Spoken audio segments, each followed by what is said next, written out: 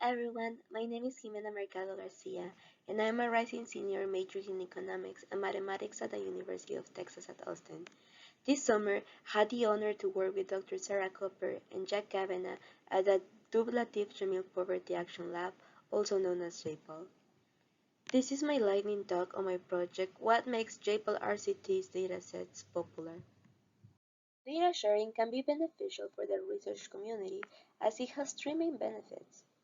First, it allows for data reuse, as is secondary analysis for an original research project or creating teaching materials. Second, it can answer questions on generalizability and external validity of results.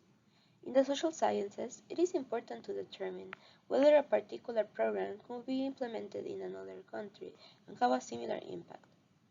The final benefit is that it enables the confirmation and replication of results, which contributes to research transparency.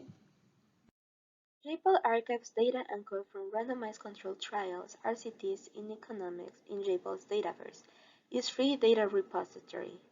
As shown in this graph, there has been a recent increase in downloads, and for this reason, it is important to understand how to keep seeing this trend and how to expand our type of users. One of the ways of doing so is by determining what makes a dataset popular so that JPAL could more specifically target its current efforts of promoting more downloads. Motivated by this, the main goals of this project are to identify the most popular datasets and to analyze potential reasons that could lead to this popularity. Our data comes from two different sources. The first consists of a dataset with information from downloaders collected through Dataverse Guestbook, a form that people fill out whenever they download the data, as can be seen in this slide. The second one is a dataset on JPAL's research projects. For the first goal, it was important to identify how to measure popularity. The total number of downloads is not representative as datasets have different publication dates. Thus, we created a variable measuring average downloads per year since the data was published to have a more accurate estimate. For the second goal, we did an exploratory analysis by identifying common characteristics among the 50 most popular datasets. For this, we graphed the distribution of downloaders' country, income level, and position, the intended use of the dataset, and the sector and region of the research project, and then compared these distributions with the distribution of all datasets. Moving on to results, this graph shows the average number of downloads of the 50 most popular datasets. The dataset with the highest average downloads per year is a diffusion of microfinance, with more than 300 yearly downloads. Next, we will examine these top 15 datasets and compare them to all datasets. The main takeaway is that we didn't find major differences among popular and old datasets.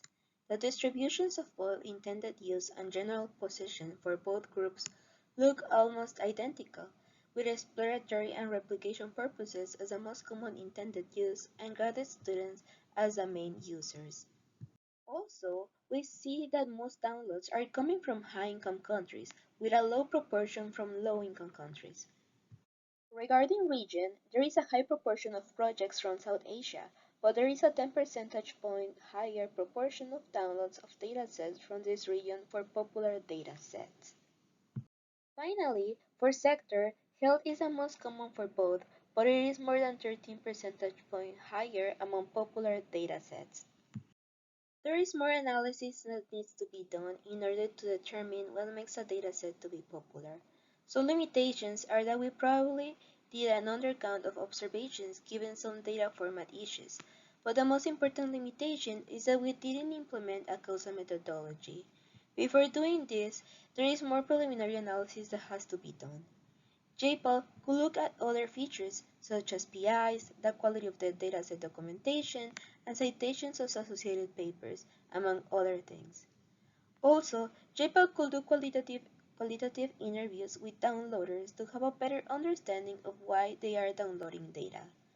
Finally, a research question for the future would be to analyze the impact of highlighting datasets in JPAL's research newsletter, as it is something they started doing in February of last year. This is all for my presentation, and I hope that more research on Dataverse guestbooks could be done to improve JPAL's goal of making research data from RCTs widely available and accessible. Thank you.